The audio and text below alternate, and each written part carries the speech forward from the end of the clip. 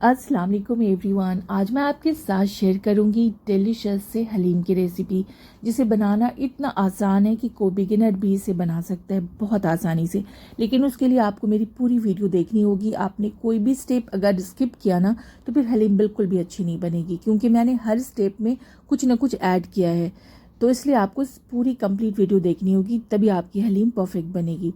तो चलिए बनाते हैं हम ये मज़ेदार सी हलीम और देखते हैं इसके लिए क्या क्या चीज़ें हमें चाहिए होंगी। सबसे पहले इसके लिए हमें चाहिए ये है दलिया, ब्रोकन व्हीट, जो गेहूं के टुकड़े होते हैं वो है। ये मोटा वाला दलिया है, बारीक वाला नहीं है। तो मैंने यहाँ पे 2 कप ले लिया है। ये ब्रोकन व्हीट है और मैंने एक बड़े से बोल में डाल दिया, जिसमें मैं सोक करूँगी। ये है मसूर की दाल। मसूर की दाल मैंने 2 टेबल स्पून ली है। सारी दालें मैं 2-2 टेबल स्पून ही डालूँगी। अब मैं इसमें डाल दूँगी ये माश की दाल, ये भी 2 टेबल स्पून है। और अब इसमें डल जाएगा तुअर दाल या फिर इसे अरहर की दाल भी कहते हैं, वो भी मैंने 2 टेबल स्पून ही ली है। अब चने की दाल डाल दूँगी, ये भी 2 टेबल स्पून है। अब इसमें रह गई मूंग की दाल, जिसे धुली मूंग कहते हैं, येलो वाली मूंग है। ये भी 2 टेबल स्पून है। सारी दालें चली गई, मैंने टोटल 5 दालें डाली हैं। और अब इसमें मैं डाल रही हूँ 2 टेबल स्पून राइस। तो कोई सा भी आप बासमती राइस ले सकते हैं जो आपके पास हो। इवन जो टूटे हुए चावल होते हैं ना, वो भी आप ले सकते हैं। तो मेरे पास जो थी लॉन्ग ग्रेन, मैंने वो डाली। आप शॉर्ट ग्रेन भी डाल सकते हैं। अब इन सारी दालों को, सारी चीज़ों को अच्छे से वॉश करना है। इसे तब तक वॉश करना है जब तक पानी बिल्कुल क्लीन ना आनी शुरू हो जाए। और दाल को फिर हम वॉश करने के बाद सोक करने के लिए रख देंगे 4 से 5 घंटे के लिए। फिर हम इसे कुक करेंगे। तो दालों को मैंने अच्छे से वॉश करके सोक कर दिया है और अब 5 घंटे के लिए मैं इसे रख रही हूँ। उसके बाद मैं इसे कुक करूँगी। अच्छा, मैं इसे बड़े से पैन में कुक करूँगी। कोई भी बड़ा बर्तन हो हैवी बॉटम का, जिसका बॉटम जो तला हो ना वो मोटा हो काफ़ी, तो हम उसी में बनाएंगे। आप चाहें तो इसे प्रेशर कुक भी कर सकते हैं, लेकिन मैं इसे प्रेशर कुक नहीं करूँगी। इन दालों को मैं पैन में ही बनाऊँगी। और एक बड़े से बर्तन का यूज़ कीजिएगा जिसमें भी आप बनाएं, ताकि आप जब इसमें गोश्त डालें तो बहुत अच्छी तरह मिक्स हो और ब्लेंड करना भी आसान हो आपके लिए। जब बर्तन बड़ा होता है तो फिर सारा काम आसान लगता है। पानी मैंने इसमें 4 लीटर डाल दिया, क्योंकि पानी काफ़ी चाहिए होगी। मैं पैन में पका रही हूँ तो काफ़ी देर तक की कुक होगी। अगर ज़रूरत पड़ी तो पानी और भी ऐड कर सकती हूँ। तो अब इसे हम अच्छे से कुक करते हैं। तो देखिए, अब मैं आपको बता रही हूँ कि मैंने क्यों पैन में दाल, ये सारी चीज़ें मैं इसलिए कुक कर रही हूँ। मैंने कुकर में इसलिए नहीं बनाया क्योंकि कुकर में जब हम बनाते हैं कुछ भी तो फिर ये झाग वगैरह में नज़र ही नहीं आता। वो तो लिड कवर करके कुक कर लिया और सारी चीज़ें पक जाती हैं। लेकिन इसे निकालना बहुत ज़रूरी होता है। तो पैन में ये हम ये कर सकते हैं। जब भी इस तरह झाग बनना शुरू होती है दालों में, चावल में, किसी में भी, तो हम आसानी से निकाल सकते हैं। तो इस तरह हम जो भी झाग बनता जाएगा ना, हम सबको निकाल लेंगे। इससे टेस्ट में भी बहुत फ़र्क पड़ता है। आप खुद चेक कर सकते हैं। आप अगर निकाल के बनाते हैं दाल वगैरह में, अक्सर ये होता है, तो दाल का टेस्ट अलग ही हो जाता है और हेल्थ वाइज भी ये सही नहीं होता। तो देखें, यहाँ पे दाल को मैंने, दाल और दलिया जो भी चीज़ें हैं, बहुत अच्छी तरह मैंने सॉफ्ट कर लिया। और इसे मैंने कुछ भी नहीं डाला था कुक करते टाइम, नमक भी नहीं डाला, कुछ भी नहीं डाला। सिर्फ मैंने पानी के साथ इसे अच्छे से सॉफ्ट कर लिया है। और इस बहुत ही अच्छी तरह से सॉफ्ट करना है कि आप कुछ भी ब्लेंडर डालें या घोटा लगाएं, कुछ भी करें तो बिल्कुल अच्छा सा स्मूथ सा ये पेस्ट बन जाए। तो मैं उसे हैंड ब्लेंडर से मैं ब्लेंड करके मैंने रख लिया है। और अब मैं गोश्त बना रही हूँ। तो जब ऑयल गर्म हो गया, इसमें मैंने डाले कुछ साबित मसाले, जिसमें 2 काली इलायची, 2 तेज़पत्ते और सिनेमन स्टिक्स हैं, 1 बादियान का फूल है, शाही ज़ीरा 1 टेबल स्पून था, और 3 स्लाइस की हुई प्याज मैंने डाल दी है। और प्याज को हम गोल्डन कलर आने तक फ्राई कर लेते हैं। उसके बाद इसमें मटन डाल देंगे। तो मीट को भी मैंने वॉश करके रख दिया है उसका पानी निकलने के लिए। तो अब इसमें डाल देती हूँ मीट, क्योंकि प्याज का कलर गोल्डन होने लगा है। इसमें सारा मीट मैंने डाल दिया है। मीट को हम 5 से 6 मिनट तक अच्छे से फ्राई कर लेते हैं। तब तक फ्राई करेंगे जब तक इसका कलर कम्प्लीटली चेंज ना हो जाए। इससे इसकी ऑफ स्मेल ख़त्म हो जाएगी। आप चाहें तो बोनलेस मीट से भी इसे बना सकते हैं, लेकिन बोन के साथ मीट का टेस्ट बहुत अच्छा होता है। अगर आप बोनलेस से भी बनाए ना, तो कोशिश करें 2-3 पीसेस जो हों उसमें बोन वाली डाल दीजिए। वो मैं बाद में से निकाल लूँगी जब ये अच्छे से कुक हो जाएगा। तो अब इसमें हम डाल देंगे सारे मसाले। तो मैं इसमें अदरक लहसुन का पेस्ट डाल रही हूँ। ये काफ़ी क्वांटिटी में सारे मसाले इसमें जाएंगे। इतना डालेंगे मसाला गोश्त में कि जब इसको मिक्स करें ना दालों के साथ तो फिर वो दोनों में बैलेंस हो जाए अच्छी तरह। तो इसलिए मैंने 5 से 6 टीस्पून डाल दिया अदरक लहसुन का पेस्ट, और मिर्चें भी ज़्यादा डालूंगी। तो यहाँ पे मैं रेड चिली डाल रही हूँ, करीब 3 टीस्पून से मैंने और थोड़ा सा ज़्यादा ही डाला है। आप अपने टेस्ट के हिसाब से ही मिर्ची लीजिएगा। और अब इसमें मैं हल्दी डालूंगी। तो हल्दी भी ज़्यादा ही जाएगी क्योंकि ये दोनों को मिक्स करना है। तो फिर उसमें भी कलर अच्छा सा चाहिए, हलीम अच्छी सी दिखनी चाहिए। आप चाहें तो कश्मीरी रेड चिली भी डाल सकते हैं, लेकिन मेरे पास नहीं है, ख़त्म हो गई, इसलिए मैं नहीं डाल रही हूँ। मैंने हल्दी 1.5 टेबल स्पून डाली है। ये ज़ीरा पाउडर है, ये मैंने 1 टेबल स्पून डाल दिया है ज़ीरे का पाउडर। और अब गर्म मसाला मैं इसमें डाल रही हूँ। तो गर्म मसाला पाउडर जो है वो भी मैंने 1.5 टेबल स्पून डाला है। बाद में भी वो मैं ऐड करूँगी उसमें गर्म मसाला जब हम दोनों को मिक्स करेंगे। नमक डाल दिया है। नमक जितना मीट में डलता है उससे मैंने ज़्यादा ही डाला है क्योंकि इसे मिक्स करना है दालों में, और दाल में कुछ भी नहीं डाला है, इसलिए सारी चीज़ें इसमें ज़्यादा डाल रही हूँ।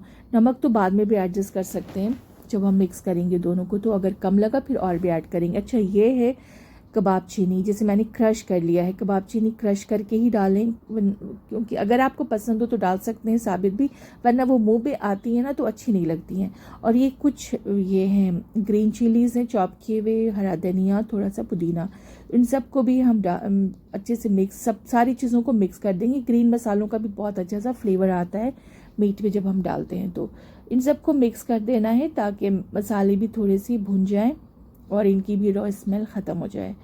तो अब इसमें मैं डाल दूंगी दही। तो दही इसमें मैं डाल रही हूँ 300 ग्राम दही डाल रही हूँ। दही को भी मैंने अच्छे से बीट कर लिया है और सारी दही चली जाएगी। दही को भी अच्छे से मिक्स कर लेंगे और दही को, मसालों को, सबको मीट के साथ अच्छे से हम सबको भून लेंगे ताकि दही की भी कच्ची स्मेल ख़त्म हो जाए और मसालों की भी। तो देखें यहाँ पे सारी चीज़ें अच्छे से भुन गई हैं और ऑयल भी सेपरेट होने लगा है मसालों से। तो अब इसमें हम डाल देंगे पानी। तो पानी इतना डालना है कि गोश्त बहुत अच्छी तरह सॉफ्ट हो जाए। गोश्त 100% से भी ज़्यादा कुक सॉफ्ट करना है, क्योंकि इतना सॉफ्ट करना है ना कि बिल्कुल बोन से अलग हो जाए। और अब इसमें मैंने लिड कवर कर दिया है और हम गोश्त को अच्छी तरह मैंने कुक कर लिया है। मैंने तब तक कुक कर लिया जब तक ये सॉफ्ट ना हो जाए। देखें ये इतना सॉफ्ट होना चाहिए ना कि हाथ से बस टच करने से ये बिल्कुल टूटने लगे हैं। अब इसके जो बोन्स है वो मैं निकाल लूँगी और जो साबित मसाले हैं वो भी सारे निकाल लूँगी। सारे बोन्स को निकाल के फिर मैं डाल दूँगी दालों के मिक्सचर में। तो देखें यहाँ पे इसको भी मैंने हैंड ब्लेंडर से ब्लेंड कर लिया है। इसका टेक्सचर आप देख सकते हैं, बहुत ही अच्छा सा हो रहा है, बिल्कुल क्रीमी सा, बहुत अच्छा सही हो गया है। तो ये किसी भी चीज़ से आप कर सकते हैं, जिससे आपको आसानी लगे आप कर सकते हैं। मथनी से मथ लें, घोटा लगा लें, कुछ भी कर लें, बस इसे अच्छा सा स्मूथ कर लीजिए। अब इसमें हम डाल देते हैं गोश्त को, जिसका मैंने बोन निकाल लिया है और इससे सारे साबित मसाले भी निकाल लिए हैं। और जो कोई अगर रह गया हो ना तो फिर वो जो नज़र आएगा वो हम सब निकालते जाएंगे। तो अब इन सबको दोनों को मिला करके बहुत अच्छी तरह कुक करना है। सारी दालों का मिक्सचर और गोश्त, इन सबको बहुत अच्छी तरह मिक्स करेंगे और कुछ कुछ चीज़ें हम इसमें ऐड करते रहेंगे, इसलिए आपको वीडियो बिल्कुल भी स्किप नहीं करनी है, क्योंकि हम कुछ ना कुछ देर में सारी कुछ चीज़ें ऐड होती रहेंगी इसमें।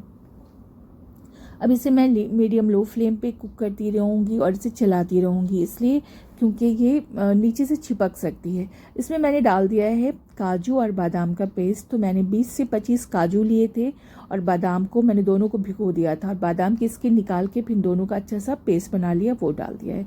इससे बहुत अच्छा सा टेस्ट आ जाता है। आप चाहें तो डाल भी सकते हैं, अगर आपको पसंद ना हो तो स्किप भी कर सकते हैं, लेकिन अगर डालिएगा ना तो अच्छा सा टेस्ट अच्छा ही आएगा। बस कंटिन्यू अब हम इसे चलाते रहेंगे। इस तरफ चलाते से क्या होता है कि गोश्त का रेशा भी बिल्कुल टूटता रहेगा और बहुत अच्छा सा टेक्सचर आपके हलीम का आएगा। अब इसमें मैंने चेक किया था तो मुझे नमक बहुत कम लग रहा था, मैंने नमक डाला है, क्योंकि मैंने गोश्त में भी नमक ज़्यादा डाला था, लेकिन दालों के साथ जब मिक्स हुआ तो काफ़ी कम हो गया है। यहाँ पे आप मिर्ची वगैरह भी चेक कर लीजिए, कम लगे तो डाल सकते हैं। मैंने इसमें डाल दिया गरम मसाला पाउडर जिसमें खुशबू का भी मसाला है। कोई सा भी आप इसमें बिरयानी का भी मसाला डाल सकते हैं, हलीम का, जो भी कुरमा के लिए जो आप अच्छा सा मसाला रखते हो ना वो डाल दीजिए। तो मैंने इसमें डाल दिया है हलीम का मसाला, 2.5 टेबल स्पून डाला है, 2.5 टेबल स्पून डाला है। पहले भी मैंने डाला था गोश्त बनाने के लिए भी, लेकिन अब इसमें बाद में जब डालते हैं ना तो उसकी स्मेल एंड तक रहती है।